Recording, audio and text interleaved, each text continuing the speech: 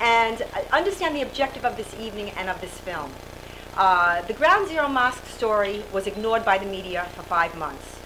And when the media found that they couldn't ignore it anymore because tens of thousands of people came to our rallies, they started to shape the narrative. And this is what this movie is. The movie is a tool for you because each one of you is your own little media organization. And I cannot overstate this enough. I know this is not a passive viewing audience. I know who you are. Now, I know you work.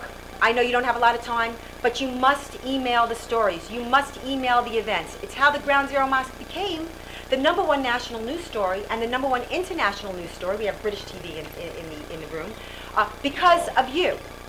And what is interesting is when the media decided to cover it, you get to see the perversion, how they twist it, and how they demonized freedom-loving Americans, anybody that opposed the mosque. So what I hope you'll do is, because we're still tweaking this film, we're making it and going and making it. When we do press the CDs, the DVDs, that you get one, and you have in your living room, invite your friends, send the link. It may seem ad hoc, but you don't know when you throw that little pebble in the water, you don't see the reverberations of what you do.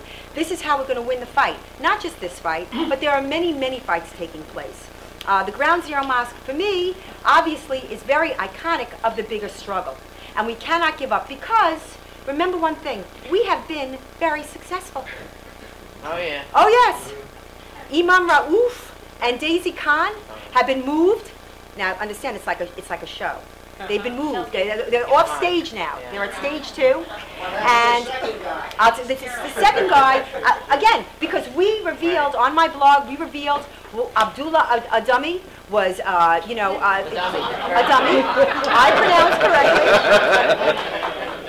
Abdullah Adami, he was very close to an unindicted co-conspirator in the World Trade Center bombings in 1993. Siraj Wahaj, who testified in the trial, the conviction of the blind sheikh in the World Trade Center bombings. So he really became toxic. And then, of course, the comments about the gay community. But what I'm saying is that we will not stop.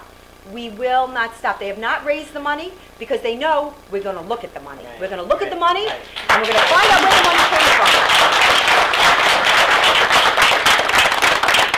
And all I ask of you, do not stop. Learn from the enemy. Never give up.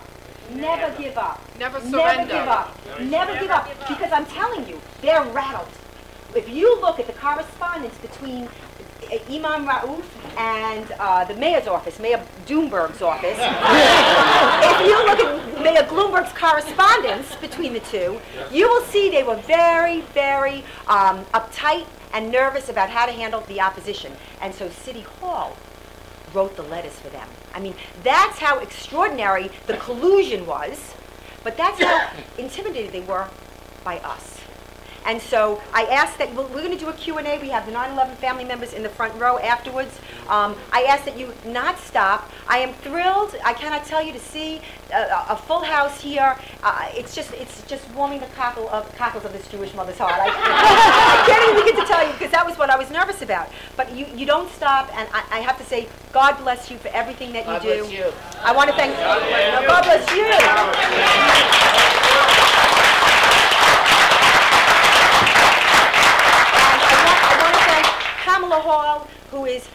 my right hand, who works like she's amazing, you know, Pamela, and David Miles, who filmed our rallies on June the 6th, on September the 11th. These are people that work like dogs, and nobody says anything, and so thank you very much.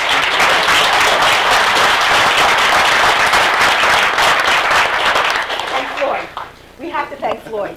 Yeah, he protects my sorry butt. Okay, and I'd like just if Robert Spencer. And cell phones on vibrate, please. Oh yes, I'll have to do that too. And I'd like to introduce my colleague, my partner in crime, the other half of the dynamic duo, Robert Spencer.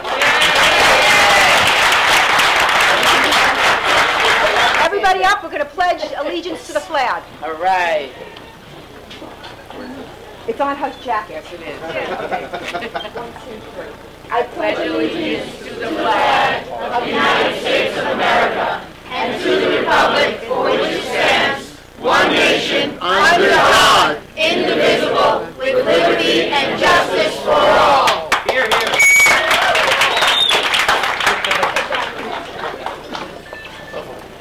Thank you all again for coming. When the Muslim armies rolled into Jerusalem in 636, one of the first things they did was begin construction of the Al-Aqsa Mosque. And where did they put it?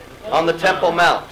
And they put it on the Temple Mount, and they built the Dome of the Rock later on the Temple Mount also, in order to show the superiority of Islam over Judaism and the victory of Islam over Judaism. On May 29th, 1453, the city of Constantinople was conquered by the Muslims. And the first thing the Sultan Mehmed the Conqueror did was go into the church, the cathedral of the Hagia Sophia in Constantinople, which was at that time the grandest church in the whole Christian world, dwarfing the Vatican, everything else. And he went in there with an imam, and the imam went up into the pulpit and said the Shahada and proclaimed that it was a mosque, to mark the triumph of the Muslims and the victory of the Muslims over the Christian empire and the superiority of Islam over Christianity. On September 11th, 2001, they took down the Twin Towers. Now they are trying to mark their victory. And we cannot let them do it. We are on to them. We know what they're doing. We know how they're lying. And we're never going to give up.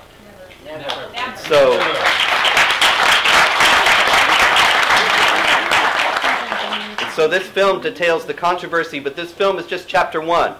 And it's up to all of you and all of us here and everybody who loves freedom to write the next chapter, the victory of the freedom-loving people and the United States of America over these Islamic supremacists.